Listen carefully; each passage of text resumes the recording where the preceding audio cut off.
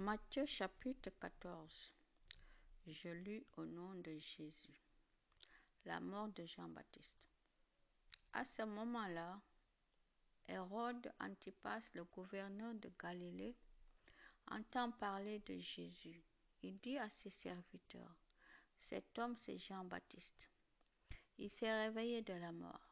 C'est pourquoi il a le pouvoir de faire des miracles. » Voici l'histoire de la mort de Jean-Baptiste. Hérode a pris pour femme Hérodiade, la femme de son frère Philippe. Jean dit à Hérode, « Tu n'as pas le droit de prendre cette femme. » Alors Hérode fait arrêter Jean. Il le fait attacher et mettre en prison. Hérode veut faire mourir Jean, mais il a peur du peuple. En effet, les gens pensent que Jean est un prophète. Le jour de l'anniversaire d'Hérode, la fille d'Hérodiade danse devant les invités. Elle plaît à Hérode et il lui fait ce serment.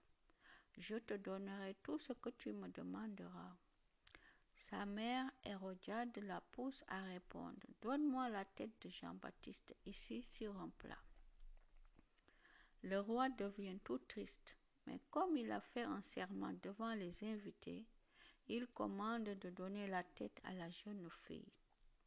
Il envoie quelqu'un dans la prison pour couper la tête de Jean. On apporte la tête sur un plat.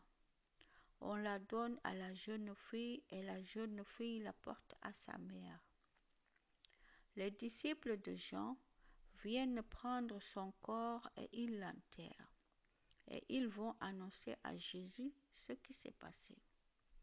Jésus nourrit une grande foule. Quand Jésus apprend cela, il part seul dans une barque pour aller dans un endroit isolé, loin des gens. Mais les foules l'apprennent. Elles sortent des villes et elles suivent Jésus en marchant au bord de l'eau.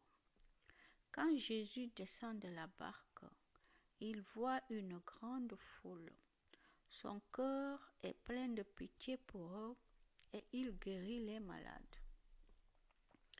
Le soir arrive. Les disciples s'approchent de Jésus et ils disent, « Il est déjà tard et cet endroit est isolé. Renvoie les gens dans le village. Là, ils pourront acheter quelque chose à manger. » Jésus leur répond, « Ils n'ont pas besoin d'y aller. Donnez-leur vous-même à manger. » Ils lui disent, « Nous avons ici seulement 5 pains et 2 poissons. » Jésus leur dit, « Apportez-les-moi. » Ensuite, il commande aux foules de s'asseoir sur l'herbe. Jésus prend les 5 pains et les 2 poissons. Il lève les yeux vers le ciel et dit une prière de bénédiction. Il partage les pains et les donne aux disciples. Puis les disciples les donnent aux foules. Tous se mangent autant qu'ils le veulent. On emporte les morceaux qui restent. Cela remplit 12 paniers. Il y a environ 5000 hommes qui ont mangé, sans compter les femmes et les enfants. Jésus marche sur l'eau. Tout de suite après, Jésus oblige ses disciples à monter dans la barque. Il veut qu'ils passent avant lui de l'autre côté du lac. Pendant ce temps, il veut faire partir les foules. Jésus les renvoie donc, puis il monte dans la montagne pour prier. Quand la nuit arrive, Jésus est là seul. La barque est déjà assez loin de la terre. Le vent souffle contre la barque et les vagues viennent la frapper.